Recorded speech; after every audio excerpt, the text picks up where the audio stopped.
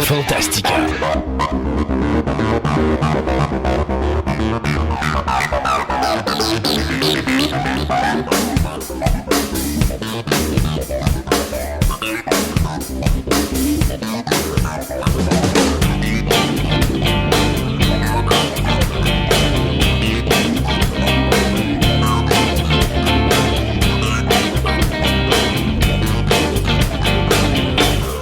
Bienvenue à vous tous à cette version abrégée de l'émission intitulée Fantastica. Mon nom est Christophe Lassens et il me fait grand plaisir de vous accueillir aujourd'hui pour vous présenter une des multiples chroniques réalisées dans le cadre de notre émission radio qui existe depuis 2003. Fantastica est une émission radio diffusée sur le web dans laquelle je m'entretiens pendant plus de 3 heures avec de nombreuses personnes qui nous parlent de diverses passions qui occupent notre quotidien de tous les jours. Au cours des années, nous avons amassé plusieurs centaines d'entrevues que nous vous présentons ici de façon individuelle avec des sujets qui passeront du cinéma à la musique, du jeu vidéo au comique et la bande dessinée, sans oublier des univers tels que l'astronomie, la mythologie, l'archéologie, la littérature, le paranormal et bien d'autres sujets. De plus, je vous présenterai également de multiples entrevues que j'ai réalisées avec diverses célébrités de différents milieux. Vous êtes impressionné par les tornades? Eh bien, j'ai l'honneur aujourd'hui d'avoir à l'émission M. Mathieu Lussier, un véritable chasseur de tornades qui s'est rendu aux États-Unis à quelques reprises et qui nous parle ici de ses différentes expériences.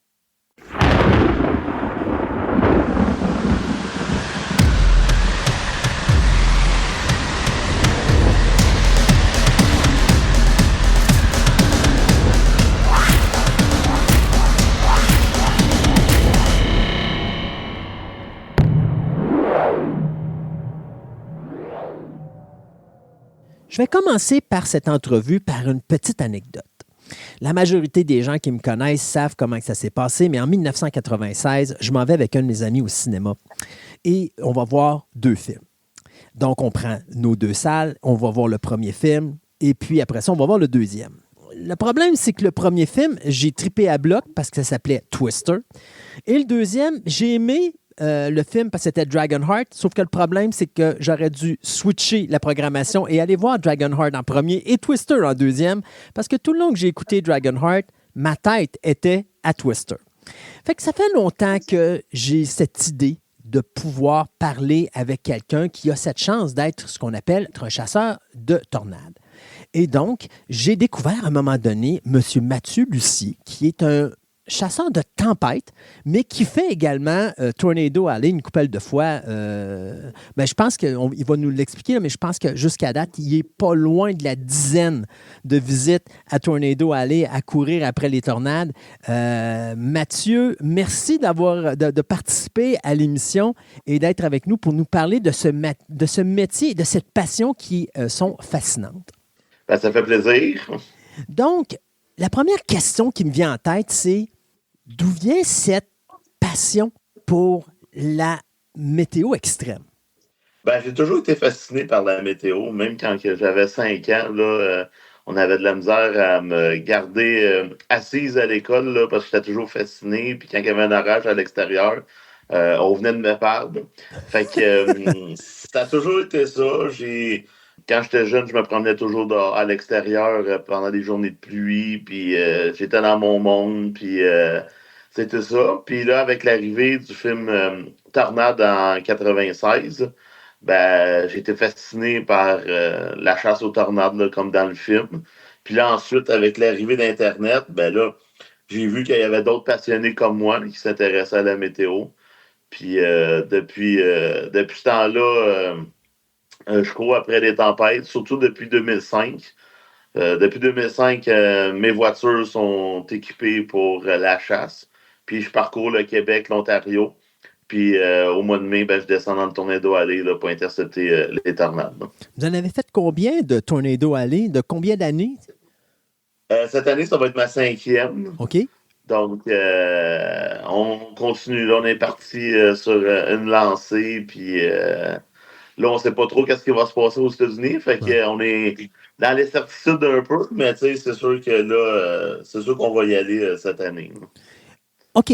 Donc, vous êtes un passionné de la température extrême qu'on va appeler. Là. Donc, c'est pas juste les tornades, c'est les orages, les ouragans et les choses comme ça, incluant les tempêtes de neige. Est-ce qu'on a étudié dans ce milieu-là? J'ai étudié, j'ai pas, contrairement à les gens qui peuvent penser, j'ai pas beaucoup de scolarité. Moi, j'ai appris dans les livres. Puis c'est comme toute chose, quand tu as une passion, tu vas l'apprendre. Puis je suis beaucoup de Storm Chaser aux États-Unis. Puis j'en apprends à chaque jour. Puis à chaque voyage que je vais aux États-Unis, j'apprends toujours des nouveautés. Puis c'est ça la beauté de la chose. Euh, pour que les auditeurs comprennent vraiment c'est quoi une tornade, êtes-vous capable de nous expliquer un petit peu la physique derrière l'événement? Les tornades, c'est toujours, t'as plusieurs, comme le tornado aller, ça prend plusieurs ingrédients. On a l'air froid du Colorado qui descend, on a l'air sec du Mexique, on a l'humidité qui remonte par le golfe du Mexique. Donc, le tout ensemble avec une bonne dépression, avec un front chaud suivi d'un front froid, t'as la masse d'air qui se mélange. Puis dans le fond, ça fait un genre de rouleau en avant de la rage. Puis à un moment donné, le rouleau il se met en vertical. Puis là, t'as l'air froid qui descend. Puis là, c'est là qu'on crée une tornade. Fait que vous, quand vous décidez que vous commencez à devenir un chasseur de tempêtes avant de devenir un chasseur de tornades, tranquillement, pas vite, vous allez vous équiper, comme vous nous disiez tout à l'heure. Là. Comment vous faites pour savoir exactement c'est quoi les outils que vous avez besoin pour justement s'assurer que vous allez sur la bonne route? Comme je disais, je regarde un peu les Storm Chasers, comment ils s'équipaient, puis je m'équipe pareil. C'est important d'avoir, quand je suis équipé pour partir à la chasse, j'ai des caméras, ordinateur, l'iPad, le GPS. Puis aussi, on a de l'équipement là, pour. Parce que quand on fait ça, il ne faut pas se dire que si il arrive de quoi, il faut que ce soit les intervenants qui viennent t'aider. Le but d'un chasseur de tempête, c'est pas d'être dans les jambes des autres, c'est d'être sur place, d'avertir les gens, puis de donner les premiers soins si jamais il arrive de quoi de grave avant que les intervenants arrivent. Fait que, est-ce que vous êtes connecté avec le système météo pour savoir justement la direction des vents ou encore la façon que la température se comporte pour savoir où va se former une tornade, ou vous entendez, oh, il devrait y avoir une tornade là, puis vous y allez, puis vous espérez que vous allez tomber à la bonne place? Nous, on fait toujours nos prévisions avant la chasse. Donc, moi, je fais mes propres prévisions.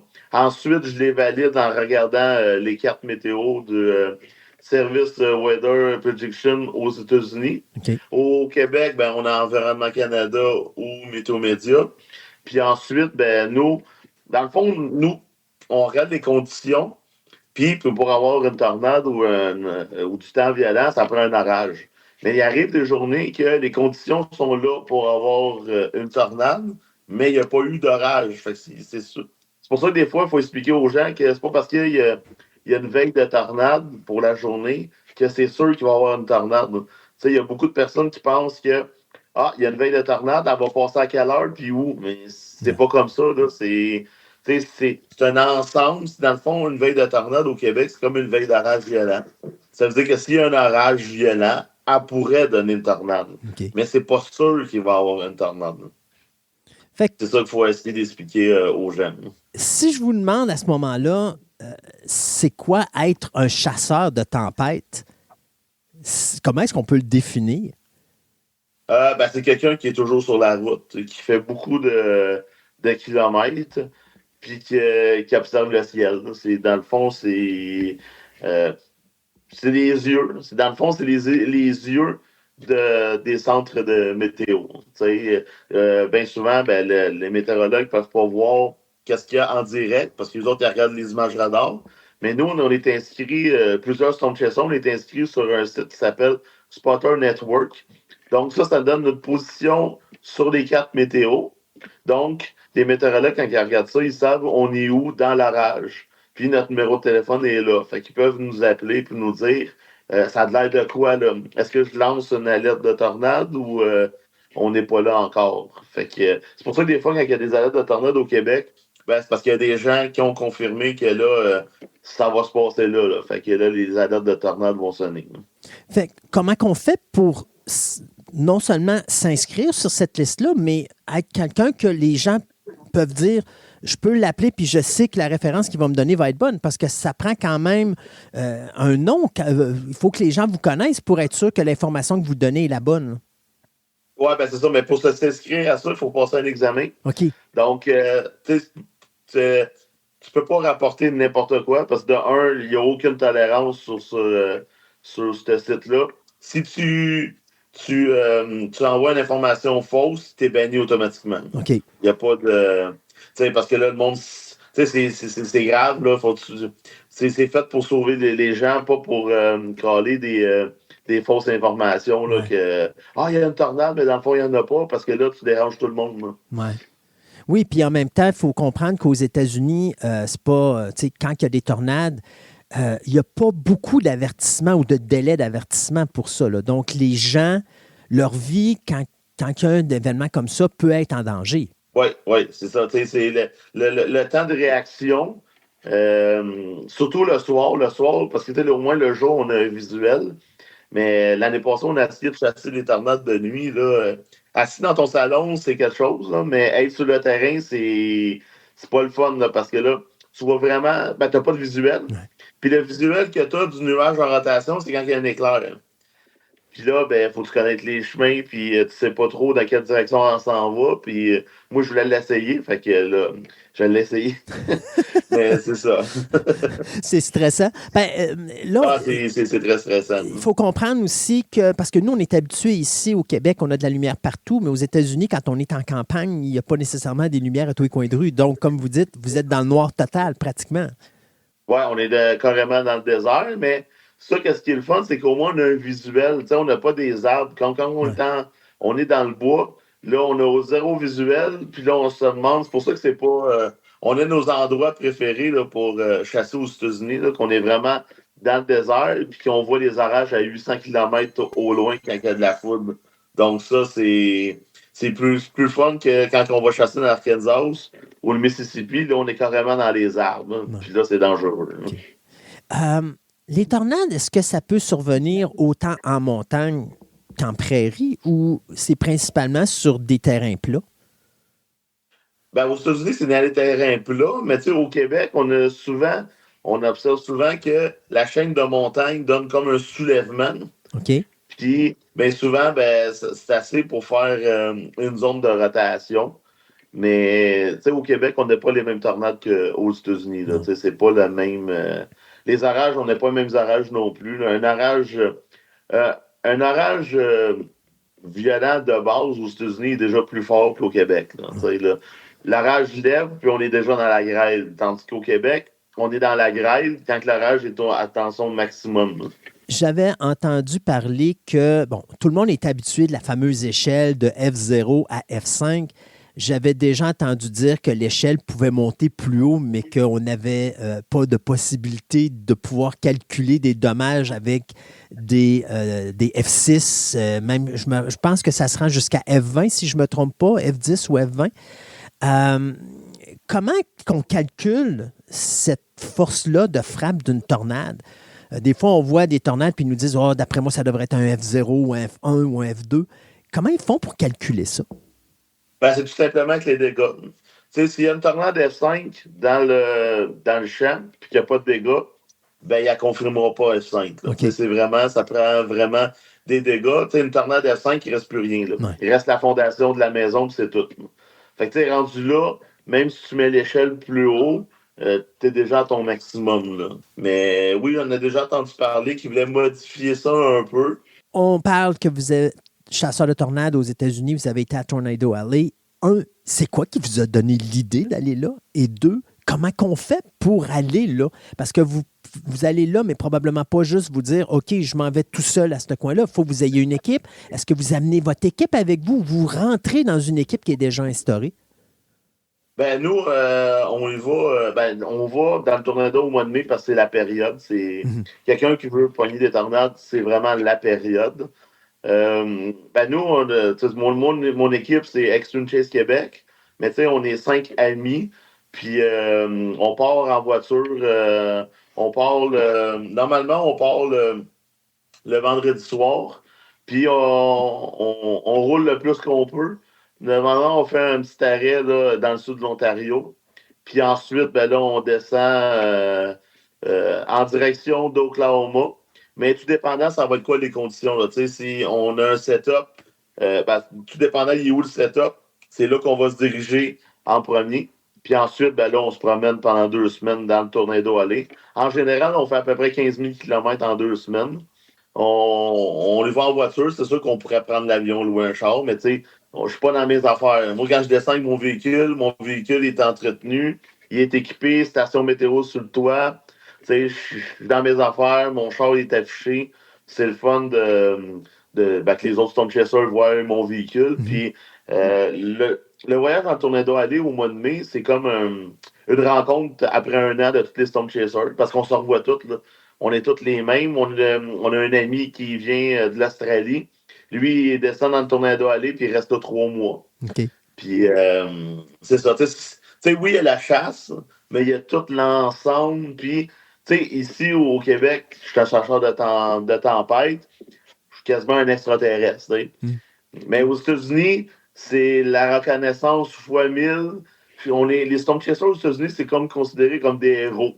Ouais. Parce que d'une certaine façon, on, on, on sauve des vies. Mais on avertit les gens. Mais c'est vraiment impressionnant parce que tu as les pompiers, tes policiers qui nous courent après parce qu'ils veulent savoir vraiment qu'est-ce qui va se passer. Est-ce qu'il y a des choses à faire pour la ville, puis se préparer. Puis c'est drôle aussi parce qu'il y a plusieurs policiers aux États-Unis qui sont des chasseurs. Hein. Ils sont dans le champ avec nous autres, puis eux autres aussi, ils trippent. En vrai dire, aux États-Unis, tout le monde trippe sur les tornades tant qu'ils ne sont pas touchés. Ouais.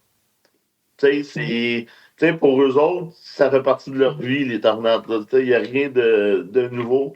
C'est pour ça que des fois, c'est drôle de voir un peu les gens au Québec, les médias paniquer, parce qu'aux États-Unis, ça fait partie de la vie. Bon, il y a une veille de tornade, bon, nous, on était, l'année passée, on a dormi à l'hôtel à Dallas, puis on s'est levé le matin, puis on avait un tornado warning, une alerte de tornade. Puis ça s'en venait vers l'hôtel. Puis là, moi, j'étais dans l'ambulance, je dis, oh non, on reste pas ici, on s'en va.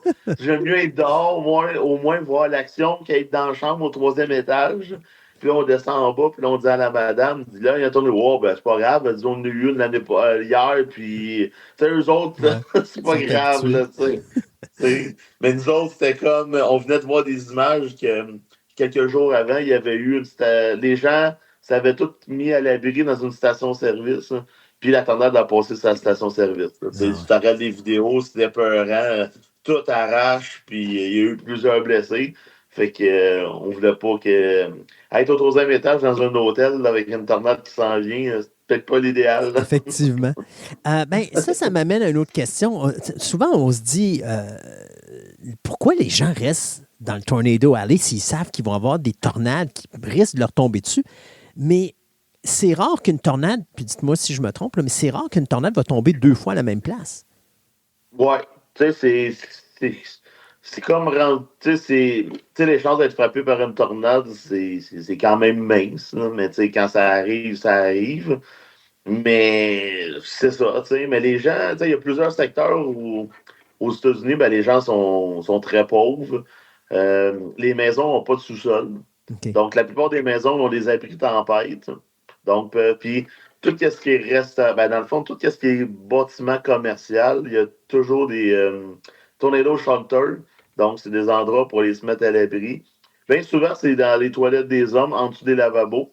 Le mur, la façon que la bâtisse est faite, que si tout arrache, ben, tu vas être quand même protégé là, tu vas être protégé par les tornades. Là.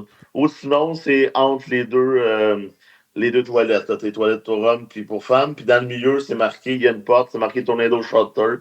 Les gens s'en vont se mettre à l'abri. La plupart des en route aussi, là, les arrêts pipi, là, les truck stops, là, Mhm. il y a tous des abris là aussi. Là. Il y a plusieurs endroits aux États-Unis que tu peux te mettre à l'abri. Là.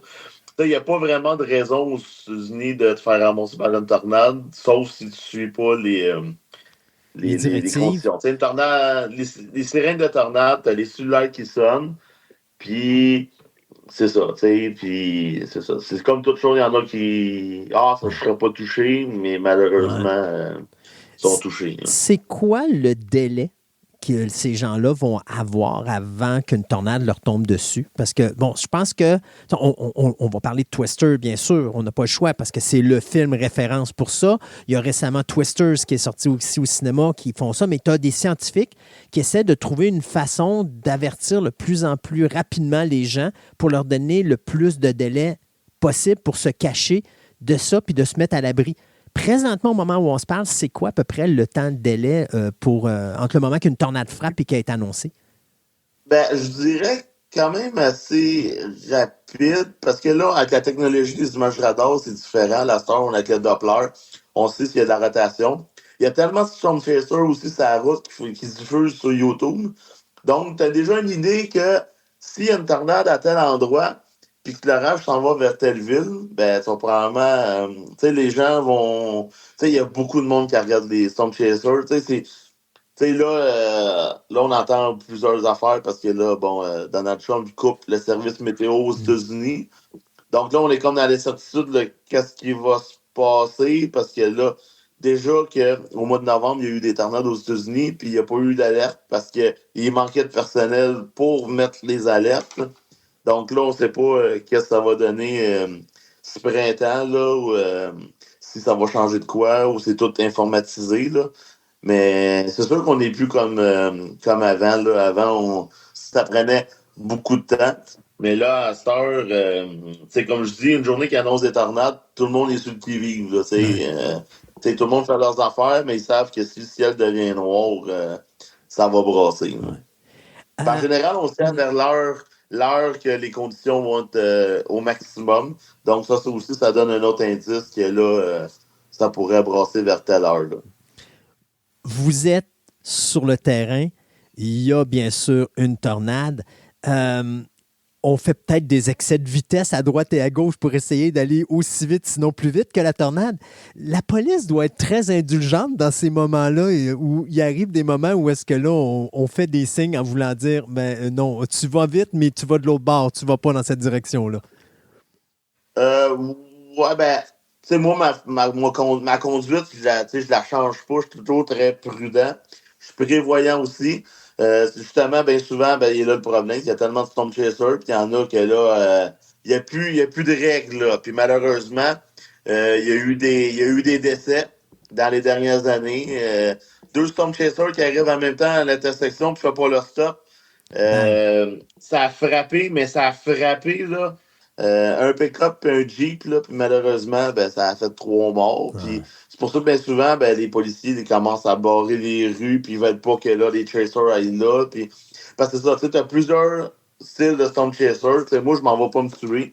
Moi, j'étais en vacances. Je suis là pour faire de la photo. Puis, je suis pas là de un.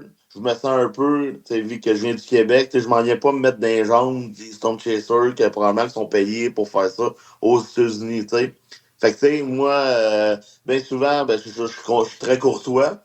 L'autre fois, il y a un Storm Chaser, je l'ai laissé passer. Tu sais, quand que le temps violent s'en vient vers nous, c'est pas le temps de se battre puis de qui va passer. Non, non, faut tout passer, là. Fait que là, j'avais laissé passer le Storm Chaser. Puis un petit peu plus loin, ben, il est venu nous voir, puis il me remerciait de. Ben, je dis, il n'y a pas de problème, là. Tu sais, je veux dire, je suis pas là pour t'empêcher. On a toutes la même passion, puis on veut tous faire la même affaire, là. C'est sûr que c'est ça. Tu sais, t'en as que sont seuls au monde, là, puis il y a juste eux autres qui comptent, puis c'est ça. Mais tu sais, moi, je suis de même. Hein. Mais c'est ça. C'est quoi les règles entre les chasseurs de tornades? Y a-t-il un listing de règles qui existe ou c'est juste le Moses de bon sens? Ben, c'est le bon sens. C'est sûr que c'est ça. Tu sais, t'en as que les autres, ils vont être au-dessus de tout le monde. Mais tu sais, puis tu sais, on essaie tout le temps de ne pas être trop, parce que le grand problème, c'est bon, tu as un setup de temps violent aux États-Unis un samedi, là, tu vas avoir 500 Storm Chasers sur la route. Ouais. Fait que là, si tout le monde décide d'aller sur la même route, sur un rang de campagne, là, c'est le bordel, parce que là, il n'y a personne qui peut stationner, puis si jamais il arrive de quoi de grave, ben là, tout le monde est poigné pour sortir. C'est dangereux. Ça crée comme un bouchon. C'est ça. Moi, je dis souvent aux gens, c'est un peu comme aller voir les montgolfières à Saint-Jean. Quand tout le monde est dans le rang pour voir la montgolfière descendre, c'est exactement ça, les États-Unis, quand il y a une chasse aux tempêtes. Mais tu sais, si le monde veut se sauver, ben là, le problème, c'est justement là le problème. Mais moi, justement, vu que je suis camionneur, je suis prévoyant, ben j'ai toujours un plan B. Fait que tu sais, je sais toujours que il y a une autre route qu'on a vue tantôt, puis ça pourrait être bon. Puis si, tu sais, il faut toujours. Moi, je m'oriente très bien. Puis c'est ça qui fait pas mal ma force, parce que j'arrive toujours en bonne place, parce que justement, je suis capable de me replacer facilement sur la route. Donc, c'est ça qui est le grand succès d'être bon là-dedans. Là.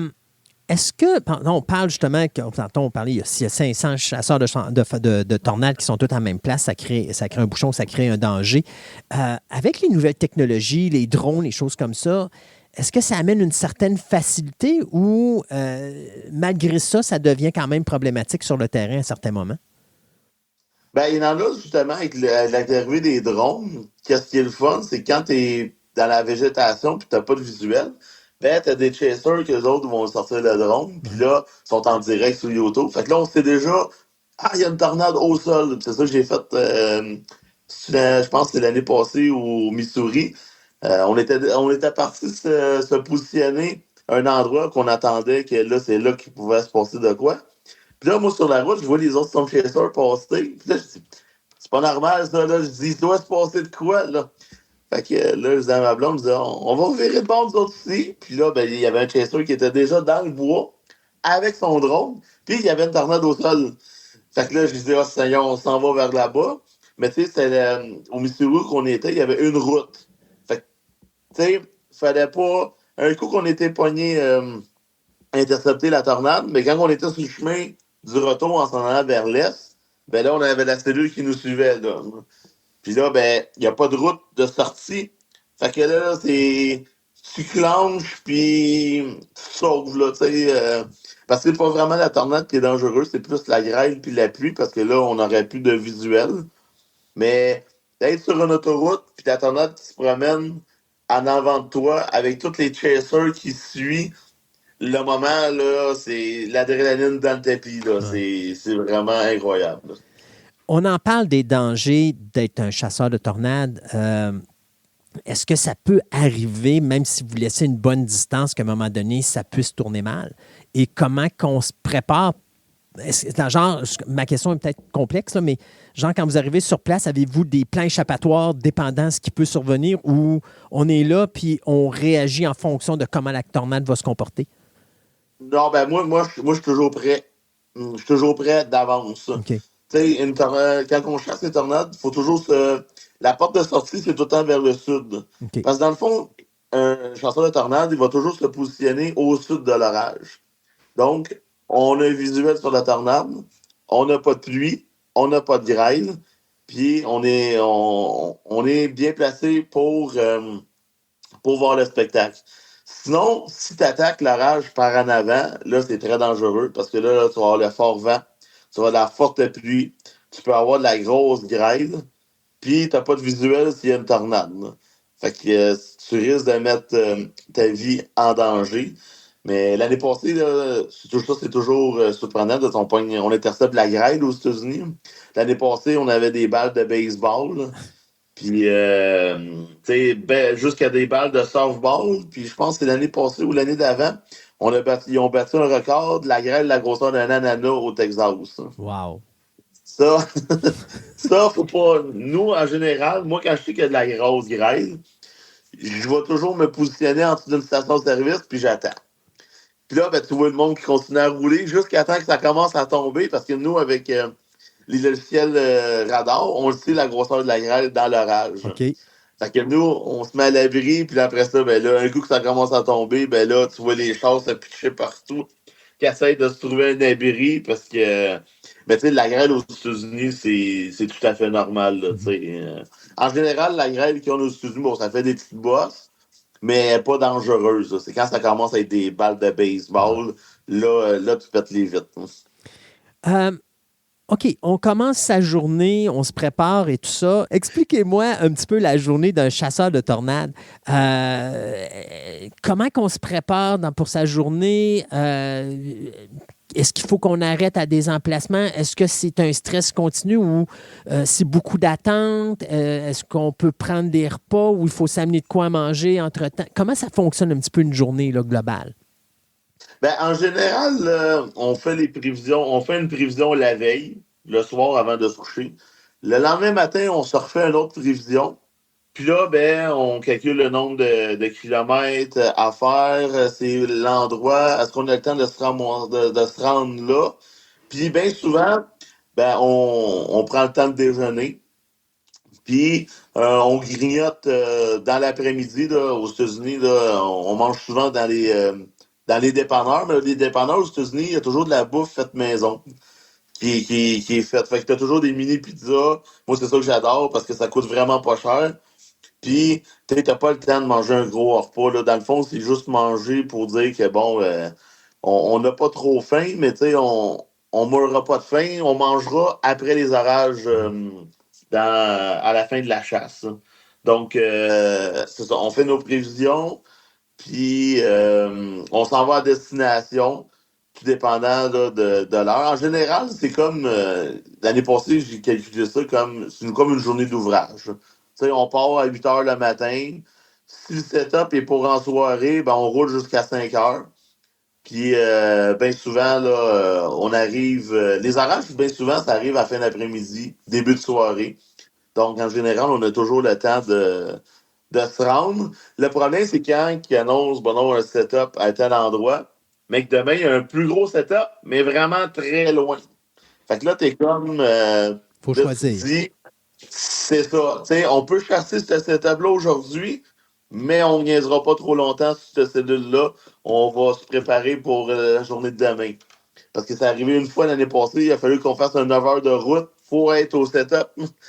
Fait que là, on roule, on roule, on roule, on roule, on roule. Mais tu sais, aux États-Unis, c'est le fun parce que tu sais, il y a des endroits, la vitesse maximum, c'est 130 km/h. Fait que tu sais, tu calcules le 130 km/h, ça se fait vite. Là. En Mhm. général, où qu'on chasse dans le tornado aller, là, c'est souvent des vitesses de 120, 130. Donc, ça roule bien. Puis, on est en vacances. Fait que, tu sais, y a pas de. C'est pas comme au Québec, dire, ah, ben là, aujourd'hui, on chasse.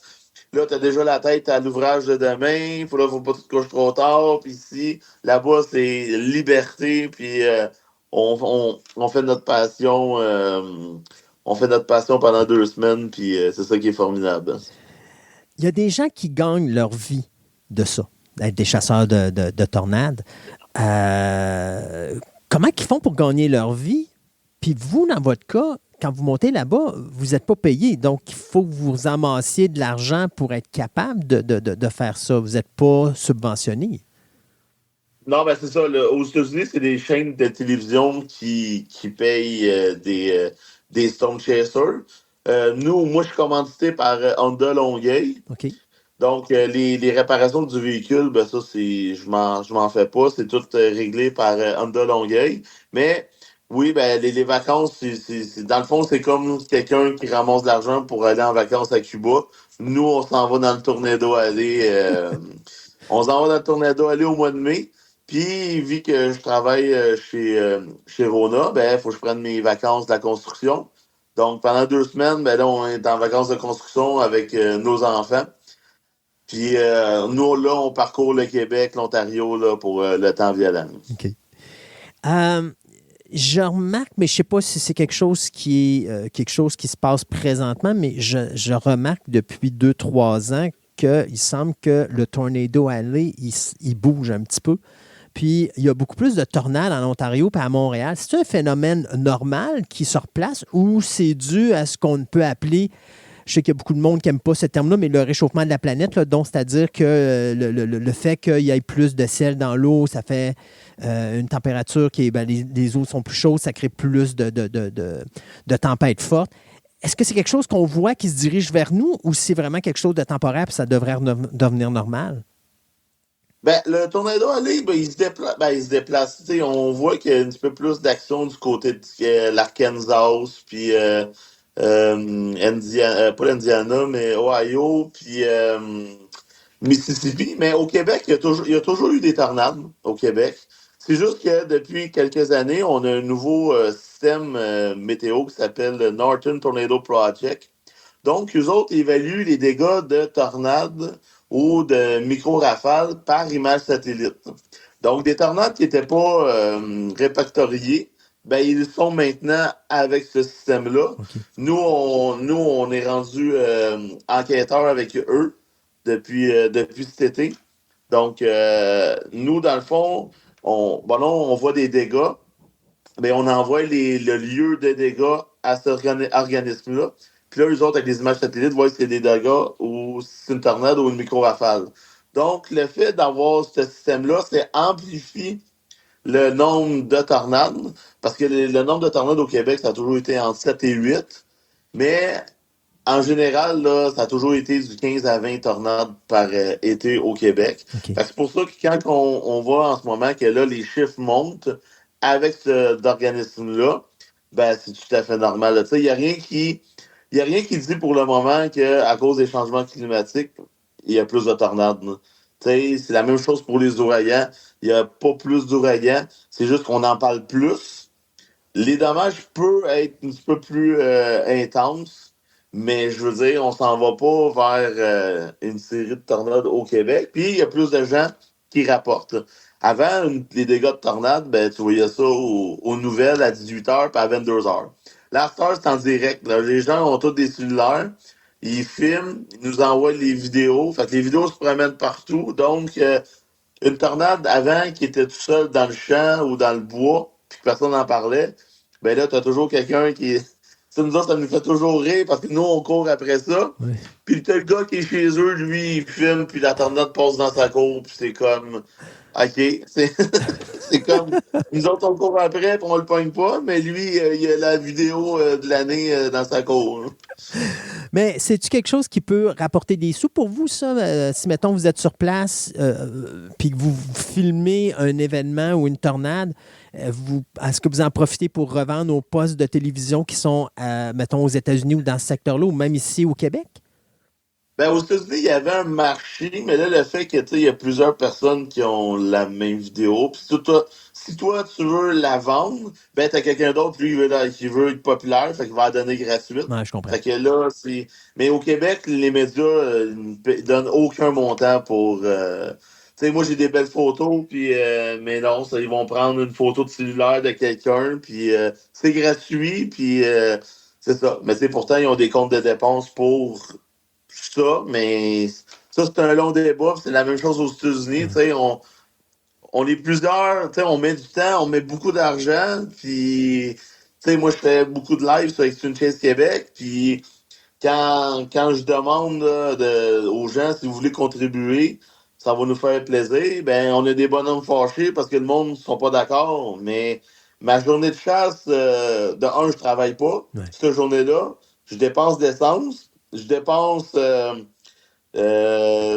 l'essence, je dépense de la bouffe, Du des temps? dollars pour la bouffe, pour vous montrer un spectacle, mais vous voulez pas payer. Mais ça finit que éventuellement, ben, ça va être, les gens vont sur des Patreons, puis ben, si tu vas voir mon contenu, tu vas payer. Ouais. Mais tu sais, ma page d'Extreme Chase Québec, il y a 87 000 personnes là-dessus. Si tu calcules chaque personne qui donne juste 2 dollars, ben, au bout du compte, le voyage il est payé, là, puis c'est pas une question de faire de l'argent puis d'être riche, Non, non. c'est juste de payer les dépenses. Mais ça aussi, les gens, tu sais, ils se sentent mal. Oh, mais là, j'ai juste donné ça. Ouais, mais ça, C'est déjà mieux plus que ça, rien. plus ça, plus ça, tu sais, c'est ça. Tu sais, c'est la même affaire qu'avec des collègues de fond. Tu sais, les gens, j'ai juste ça. Ouais, mais à la fin de la journée, ton ça, il est devenu vraiment gros, là. C'est ça, là, tu sais. Puis je pense que la mentalité en arrière, c'est pas de dire ouais, je ne paierai pas vos vacances, mais c'est plutôt de dire je paye pour un système de défense parce que vous êtes la défense des gens qui sont victimes de ces tornades-là, puis qui seraient peut-être dans un endroit où justement leur vie est mise en danger s'ils n'avaient pas été prévenus par quelqu'un comme vous qu'il y a une tornade qui leur arrive directement dessus, là.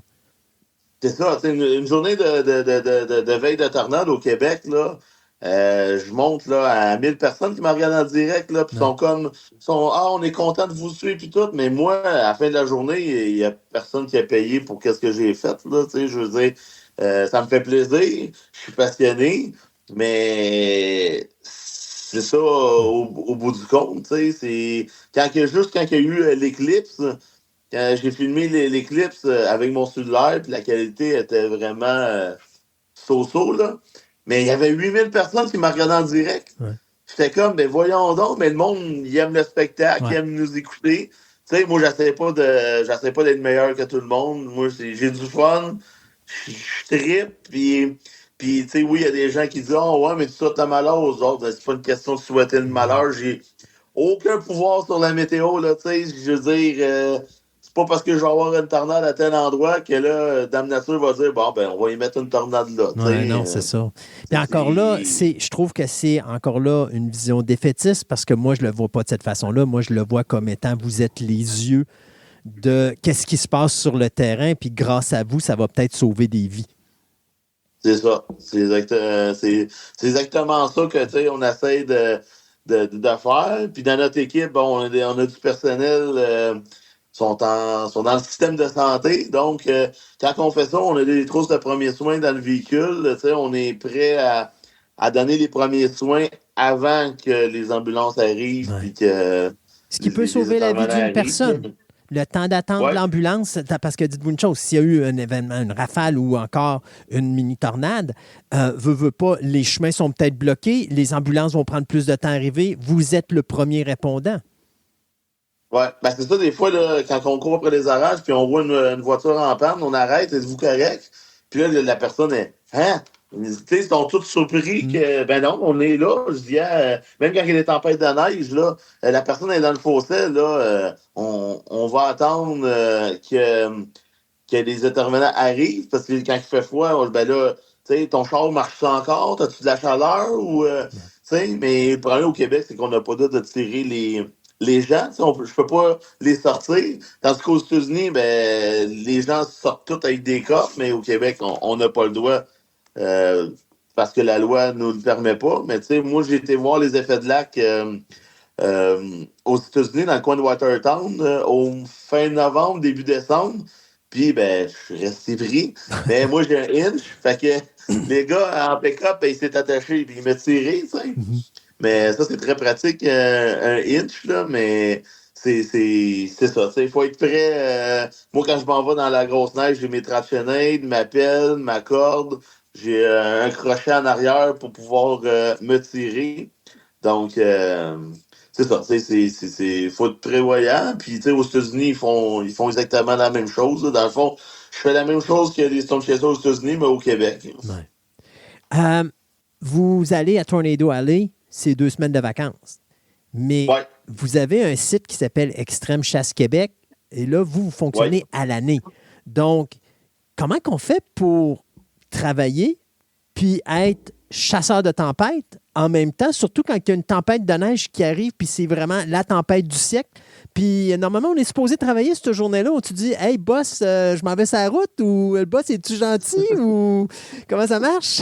Ben, moi, quand il annonce du mauvais temps, ben, je texte tout le temps mon boss pour lui dire si t'as pas grand-chose aujourd'hui, tu peux me faire finir de bonne heure ou tu peux me donner congé. Tu sais, des fois, quand il annonce une tempête, moi, je suis dans le transport, fait qu'il n'y a pas grande livraison.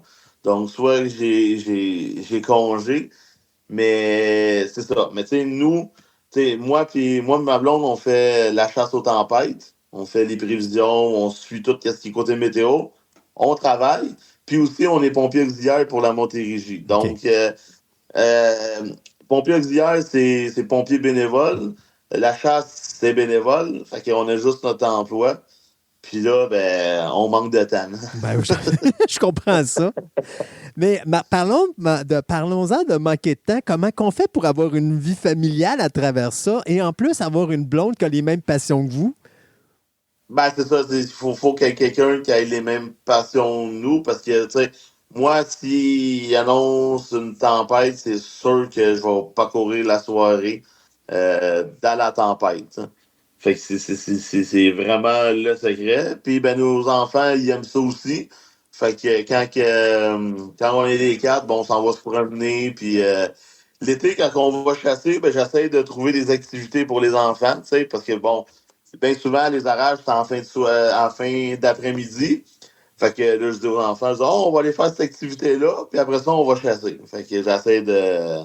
Parce qu'ils aiment être dans l'action, mais ils n'aiment pas le moment, c'est attendre. Ouais. C'est long. C'est long. Tu sais, moi, je sais que c'est long. Tu sais. Nous, moi, j'écoute mes films ou mes émissions en l'attendant. Je suis toujours installé dans le champ où je me promène puis je visualise le terrain. Puis je me dis que que la ligne arrive, cet endroit-là, ça pourrait être bon, puis ici, puis c'est ça. Faut que tu fasses de la planification. Puis, comment qu'on arrive à trouver, parce que est-ce qu'il y a autant de charmantes jeunes femmes qui sont intéressées aux chasseurs de tempêtes, ou est-ce que c'est aussi facile à trouver que des tempêtes en Arkansas, ou vraiment, vous êtes rencontrés pendant que vous étiez en train de faire une chasse tous les deux? Dans le fond, ma blonde, elle me suivait sur Extinction Québec. Puis elle me suivait tout le temps à toutes les fois que je faisais des lives. Puis à un moment donné, on s'est rencontrés. Puis depuis ce temps-là, on chasse ensemble. Là, mais tu sais, il y a vouloir sortir avec un Storm Chaser, mais il y a vouloir être un Storm Chaser avec la personne. Là. Parce que quelqu'un qui pense, moi, mes journées, c'est ça. Là. Ma vie, c'est la météo. Là. Tu sais, t'arrives pas. Puis bien souvent, quand tu décides de cette journée-là de ne pas chasser, il va arriver de quoi. Tu sais, c'est tout le temps ça. Tu dis, à un moment donné, je me disais, on va aller en Gaspésie, puis on est parti en Gaspésie, puis il y a eu un fuck-up de temps violent le lendemain. Puis j'avais fait mes prisons, genre, il n'y aura pas grand-chose. Finalement, il n'y a pas eu grand-chose, mais le risque était là, tu sais, là. Fait que c'est plate, mais à un moment donné, c'est toujours de même. Là, c'est quand toujours tu veux faire de quoi d'autre que là, il va arriver cette moment. chose-là. Oui, c'est ça, le bon moment. Quand vous partez 2 semaines, est-ce que vous partez avec la famille? Non, mais on part juste moi et ma blonde. OK. On n'amène pas les enfants parce que on est séparés. Donc, puis c'est très, très long. Là. Nous, quand on part one shot de Montréal pour aller à Oklahoma, c'est un 24 heures de route. En général, tout dépendant si on dort dans le sud de l'Ontario. Parce que j'ai remarqué que c'est dans le coin de London, les motels sont 70 $. C'est le seul endroit où c'est vraiment pas cher. Fait que, entre payer 70 $ puis dormir quand même bien, puis dormir 4 heures dans le drugstop, dans le char, tu te réveilles, puis là, t'es brûlé. Fait que t'es mieux d'avoir une bonne nuit de sommeil, puis après ça, on clenche, puis on descend one shot. On en parle depuis le début de votre site Extrême Chasse Québec. Parlez-nous-en donc un petit peu. Dans le fond, Extreme Chasse Québec, on a formé ce groupe-là en 2012 avec moi, Pierre-Marc Doucet, Jeff Lacroix, puis l'autre membre qui peut avec nous. On a parti ça en 2012, puis depuis ce temps-là, on fait des prisons. On informe les gens, on se pense pas meilleur que tout le monde. On fait juste montrer une autre façon du temps. Tu sais, t'en as qui vont mettre ça plus intense. Nous, on va faire des prévisions, puis notre dernière chose, c'est de faire peur aux gens. Puis moi, je fais pas peur aux gens parce que je vais dedans. Je me dis, je dis, il va y avoir des orages violents, puis des tempêtes de neige, puis là, le monde dit, t'essaies de faire peur au monde. Je fais pas peur au monde, je m'en vais dedans. Je veux dire, j'ai aucun. Je suis pas assis dans mon salon, puis faire des prévisions, puis dire, hey, on va faire ça, puis ça va faire peur au monde. Non, on va dedans, puis on le montre, on montre aux gens qu'est-ce qui se passe à l'intérieur de la bourrasque de neige, des risques d'orage, de la pluie forte, les inondations. Donc, la hausse du mercure, les gens, comme dernièrement, là, il faisait -4 à Montréal, puis à Granby, il faisait 12. À Chambly, non, à Saint-Hubert, il faisait 9.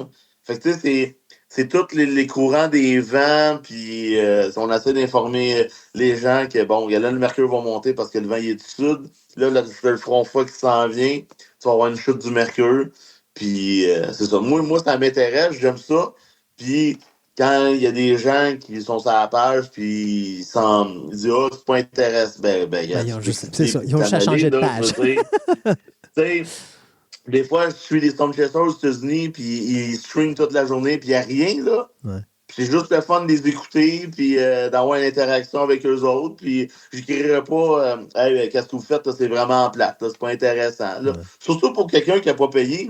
Ouais. Tu sais, je peux comprendre que tu payes, puis bon, c'est pas intéressant, OK, mais si tu payes pas, puis c'est gratuit, il n'y a personne qui t'oblige à continuer. Là. Puis, qu'est-ce que je remarque aussi sur la page, c'est que tu as des gens qui aiment nous suivre, notre contenu, puis nos lives. Puis, il y a des gens qui, eux autres, la seule affaire, ils veulent savoir, est-ce que je vais être touché? Eux autres, tout le reste, ils s'en foutent, ils veulent juste savoir, je vais être touché? Mais tu sais, je veux dire, Environnement Canada et Météo Média existent encore, là, tu sais, je veux dire, si tu veux savoir vraiment qu'est-ce qu'il va faire chez vous, ben, tu sais, oui, des fois, ils se trompent, mais je veux dire, ils se trompent pas tout le temps, là. Mhm. Tu sais, des fois, c'est la publication qui va sortir trop tard, mais rendu là, tu sais, moi, c'est parce que je suis toujours dans mon ordinateur, puis sur les images radar. Puis quand il y a quelque chose qui se passe, ben, je le vois exactement au moment. Bien souvent, leurs prévisions sont bonnes, là, je veux dire. Tu sais, il peut y avoir des différences localement, mais je veux dire. Mais c'est ça que j'allais vous C'est ça. demander. Votre pourcentage, tu sais, parce que vous allez, mettons, comme quand vous cherchez vous chassez des tornades, ça arrive souvent tu sais, que Météo Média vont nous dire OK, aujourd'hui, il va pleuvoir, puis finalement, on a un beau soleil. Est-ce que ça arrive souvent qu'à un moment donné, vous pensez que OK, là, on va avoir un événement, puis finalement, la température shift complètement, puis il ne se passe rien?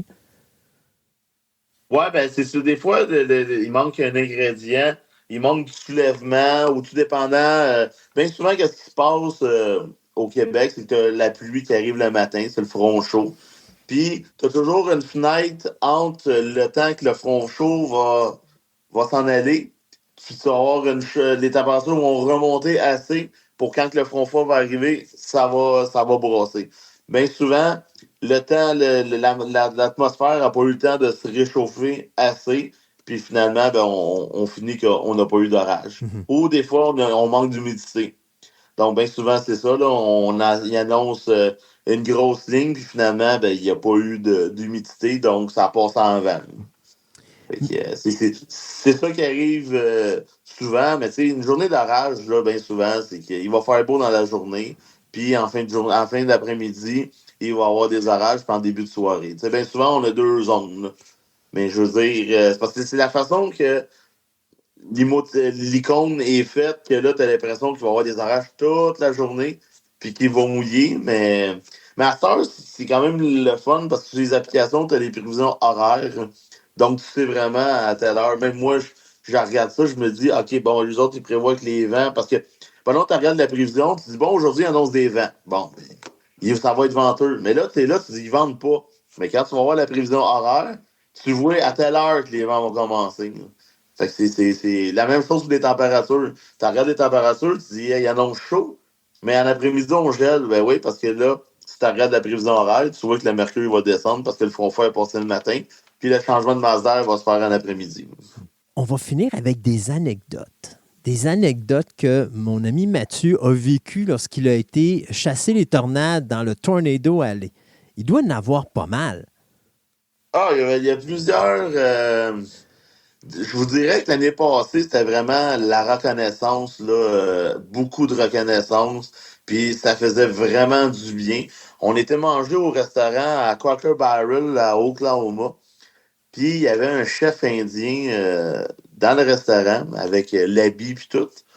Puis il est venu nous voir, puis il est venu nous jaser, puis là, il nous demandait si on était des Stone Chasers, puis là, on leur disait oui, on vient de Montréal, à Montréal, Canada, Québec, puis là, il trouvait ça vraiment très intéressant ce qu'on faisait, puis tout, puis ben, ça a fini qu'on était 5, il a payé la nourriture aux 5, puis ensuite, il est venu en arrière de moi, il m'a tenu par l'épaule, puis là, il a dit Gentlemen, à tout le restaurant, il dit oh non, nous avons ici des Stone Chasers canadiens qui viennent de Montréal pour venir prendre de l'expérience. Le monde se sont mis levés debout, se sont mis à applaudir. Wow. Moi, je suis un gars très, très gêné. Là, j'étais assis, puis j'étais là, je dis bon, deux choix. Je me sauve ou, ou je le prends. Tu sais, je le prends vraiment, la reconnaissance, puis parce que ben, au Québec, bon, c'est différent, mais la reconnaissance, là, c'était vraiment incroyable là, de voir les gens, comment ils sont. On arrive à une station-service aux États-Unis et la caissière, à la femme de la station, elle est folle comme la merde. Elle dit des Stone Chasers, puis là, elle veut se prendre en photo avec nous, avec le véhicule. Puis là, ben, les gens viennent aussi, les enfants veulent prendre en photo avec nous. C'est comme, l'adrénaline est dans le tapis. T'es en vacances, tu vis ta passion. Mm. Puis puis une autre affaire aussi à Amarillo, au Texas. Je voulais changer mon filtre à air de ma voiture. Puis pendant que j'ai retourné à la voiture chercher quelque chose, ma blonde parle avec le gars, puis elle dit qu'on est des Stone Chasers, puis tout. Puis là, ben, je viens pour payer. Mes deux cartes de crédit passent pas, puis la carte de crédit à ma blonde passe pas non Ça plus. va pas bien? Et là, on est là, je dis, mais voyons donc, ça se peut pas. Je dis, il y a de l'argent, là, c'est sûr qu'il y a de l'argent, là. Puis probablement que c'était sa machine qui marchait pas. Puis là, je dis au gars, je dis, ben, je ne le prendrai pas, là. Puis là, il me regarde. Il dit, l'hospitalité du Texas vous l'offre. Wow. Voyons donc. Je dis, tu sais, c'était 36 piastres, mais c'est incroyable de Mhm. voir la reconnaissance des gens. Après ça, on était mettre de l'essence. Je dis, il faut que la carte marche, puis ça marchait. Fait que c'était vraiment, d'après moi, c'était la machine qui voulait pas marcher, là. Mais ça, c'était stressant. C'était beaucoup stressant. Puis les anecdotes, ben, des fois, on arrive dans des motels. On est arrivé à l'hôtel à Layton, à Oklahoma. Puis là, il est 11h30. Puis là, ben, l'hôtel est plein. Puis là, dehors, il y a un monsieur avec un pick-up. Puis il klaxonne, là. Puis là, c'est aux États-Unis, là, c'est quoi qui va se passer, Ouais. là? Ils vont sur une chicane, il y en a un qui va tirer, ou... Hey, là, on était vraiment pas rassurés. Puis là, ben, nos chambres qu'on avait, ben, nos véhicules, on voyait pas nos véhicules. Moi, je déteste ça. Moi, j'aime bien ça, les motels. Genre, mon char il est direct devant la fenêtre Mhm. de la chambre. Fait que je sais que mon char est en sécurité, puis tout. Oui, parce que vous avez beaucoup Puis là, ils nous d'équipements, avaient là. donné... Hein? Vous avez beaucoup d'équipements. Ouais, ben c'est ça. Ben souvent, on vide le char là, pour OK. mettre dans l'hôtel parce que c'est ça. Là, on a quand même beaucoup d'équipements. Puis, on rentre dans la chambre. Puis là, ben, c'était une chambre spéciale. C'était comme une suite. Mais là, tu sais, genre avec un salon, avec un bain tourbillon en cœur. Tu sais, ça avait de l'air d'une place que t'emmènes quelqu'un pour quelques heures. Tu sais. Uh-huh. Puis moi, je suis pas là pour ça. Puis le bain était pas propre. Puis, le bain était pas propre, l'Internet marchait pas comme du monde, l'air climatisé marchait pas comme du monde. Tu sais, nous, quand on se pogne, ben nous, on pogne jamais des chambres très très chaudes. On prend le Ouais. minimum. Là, tu sais. On est là pour dormir. Moi, la seule chose que j'ai besoin, Internet, un lit quand même assez confortable, puis une douche. Parce que là, ben souvent, on arrive là justement à minuit, 1 heure. On se relève de bonne heure le matin pour pouvoir prendre la route. Donc, là, c'était. Puis en plus, la porte avait de l'air été forcée. Puis mon ami, ben lui, avait sa chambre aussi avec sa blonde. C'était la même affaire. Hey, on tripait pas pantoute. Je dis, on sort d'ici, il n'y a plus de char, là. C'est ça, le char qui est plus là, là. Puis, ben, c'est ça. Tu sais, c'est des secteurs spéciaux. Il y a des secteurs aussi qu'on a été. il y avait du monde qui était de l'argent. Puis ils sont venus nous voir, mais quand ils ont vu qu'on était des Storm Chasers, oh, OK, tu sais, c'est correct, là, Ouais. tu sais, on n'a pas d'argent, là, fait que c'est ça, mais c'est toutes des anecdotes de même. On a croisé des Storm Chasers français, qu'eux autres, ben, vu que moi, je suis sur le Spotter Network, puis c'est marqué Mathieu Lucier, fait que ça a l'air français, tu Ouais. sais. Fait que là, les chasseurs de tempête français, ils viennent nous voir, ils disent vous parlez français? Ah ben tabarouette, oui, je parle français. Parce que moi, je parle un peu en anglais, puis je suis toujours sur le gros stress. Tellement que quand on va mettre de l'essence, je laisse ma porte ouverte. Pour que, au cas que quelqu'un vienne me parler, ma blonde va parler, tu sais. Je suis de même, tu sais. Puis là, à un moment donné, ben, ma blonde a dit, là, il faut vraiment que j'aille aux toilettes, là. Fait que là, j'étais tout seul à ça. Puis là, ben, il y a une madame qui arrive avec son enfant, puis là, je me suis débrouillé, mais tu sais, cette année, j'ai appris que l'important, c'est pas de parler en anglais, c'est de te faire Ouais. comprendre. Tu sais, ça m'enlève beaucoup de stress, puis en général, aux États-Unis, euh, quand tu dis que tu viens de Montréal, puis tu parles français, ils capotent, là. Mhm. Les Stone Chasers, ils capotent, là, ils essaient de parler en français, là, parce qu'ils apprennent des mots à l'école, là, comme voulez-vous coucher avec moi Ouais. ce soir, là? À cause du moulin rouge là, du film. Là. Fait que c'est ça qui est vraiment spécial parce que tu sais, mon ami Daniel Shaw qui vient d'Australie, lui, il est en streaming sur YouTube. Puis à un moment donné, ben, il dit viens parler. Puis là, moi, j'essaie de parler en anglais. Il dit non, speak French. Là, il veut que je parle en français. Puis bon, ben, salut tout le monde, on vient de Montréal. Puis c'est vraiment, tu sais, la chicane anglais-français Il n'y en a pas qu'on là-bas. vit au Québec, Ouais. aux États-Unis, il y a zéro ça. Là. Ouais. Dans le Tornado Alley, il n'y a pas ça. Tu sais, je me sens pas. Ben déjà, pour eux autres, je suis quasiment un héros parce que je suis un Storm Chaser, donc la coche est déjà plus haute, là, tu sais. Fait que c'est ça. Mais il y a plein. C'est une belle communauté. Ouais, c'est ça. Il y a toujours des petites histoires à tous les Mhm. jours, puis c'est ça qui fait la magie de la chose. Puis à chaque fois que tu le vis, tu te dis c'est la dernière fois que je vais le vivre, parce que Ouais. c'est toujours incertain que j'aille dans le tornado aller, vu que je suis pas payé. Tu sais, j'ai Honda Longueuil qui me commandite, donc ça m'aide grandement. Mais les dépenses sont vraiment, tu sais, comme cette année avec le taux de change, ça me fait capoter parce que 5000 Canadiens, ça équivaut à peu près à 3800 Américains. Ouais. Fait que ça fait très, très mal. Mais l'essence et les hôtels, on est regagnant pareil. Là. Même avec le taux de change, j'ai checké, les chambres d'hôtel sont encore à 66 piastres, donc canadiens. Donc là-dessus, ça ne changera pas. C'est juste la bouffe. Là. Quand on va aller manger au restaurant, quand on était à Watertown, le taux de change n'était pas si bas que ça, mais on a mangé du McDo, puis c'était 10 piastres plus cher. Le Ouais. taux de change, c'était 10 piastres plus cher. Fait que c'est ça qui va être à surveiller, mais c'est ça. Mais la différence, c'est que qu'est-ce qui est intéressant, c'est que je fais un peu d'argent avec Facebook. Puis Facebook, c'est américain, donc l'argent que je reçois, c'est US. Ouais. Donc avec le taux de change, ben là, je suis hors gagnant. OK. Hey, on n'a pas parlé, mais la première année d'expérience, la première fois qu'on monte à Tornado Alley, on était-tu perdu un petit peu ou les gens y étaient quand même accueillants puis ils ont aidé beaucoup? Ben, le premier voyage que j'ai fait, c'était en 2013. On était deux voitures. J'étais, comment je veux dire, j'étais un chasseur de tempête, mais pas aussi qu'en ce moment. Là. Tu sais, en ce Mhm. moment, tu sais, je faisais pas mes chasses tout seul. On le faisait en équipe, puis j'apprenais. À cette heure, c'est complètement différent.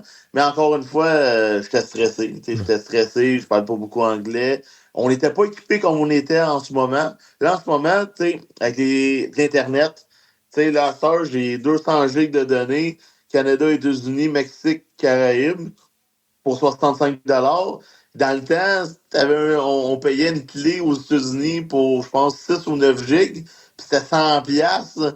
Puis là, 9 gigs, tu vas faire quoi avec 9 gigs? Là? Moi, je fais ça en une journée. Tu sais? Fait que c'est différent. Ouais. Les applications météo sur les cellulaires, ça change. Ça change de tout parce que là, j'ai pas à payer de l'Internet pour aller aux États-Unis parce que je l'ai déjà. Les applications, j'ai l'imagerie radar avec ma position directement sur mon cellulaire.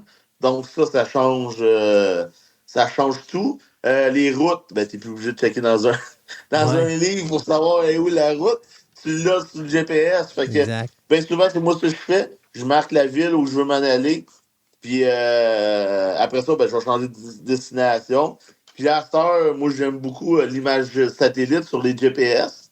Donc, je sais exactement où il y a un trou dans le champ pour pouvoir m'installer puis pouvoir faire de la photo. Fait que ça, tout est complètement différent. Là, j'ai été en 2013, 2015, 2023, 2024. Puis là, ben, on s'enligne pour y aller cette année aussi. Hein. Mathieu Lucier, quelle belle passion que vous avez. Merci beaucoup d'avoir été avec nous aujourd'hui. Qui sait, comme je le disais avant qu'on entre en onde, si des fois vous voulez nous parler d'autres choses, on est là, on aime ça parler de température Ah, moi ici. aussi. Moi, je parle de tout. Moi, je parle et j'arrête plus. C'est bien, on est deux dans ce temps-là. Et puis, merci beaucoup. Et puis, félicitations pour ce que vous faites. Ah, ça fait plaisir. C'est très apprécié en passant. Là. S'il y en a qui n'apprécient pas, ben, c'est leur problème. Moi, je fais partie de ceux qui apprécient énormément des gens comme vous parce que vous êtes nos yeux sur le terrain. Puis des fois, c'est important. Donc, merci beaucoup. Et puis, qui sait, peut-être à une prochaine fois. Ouais, ça fait plaisir. Merci beaucoup, Mathieu.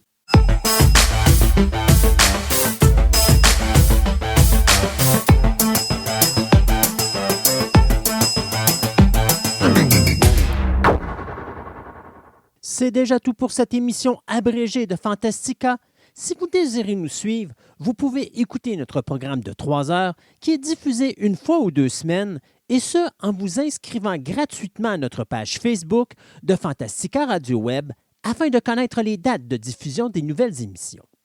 De plus, il vous est possible de vous rendre sur notre site web au www.fantasticaradioweb.com, Fantastica avec un K, afin d'obtenir plus d'informations sur cette émission, mais également sur mon podcast Programme Double, dans lequel je vous parle de la création de divers films qui ont marqué l'histoire du cinéma.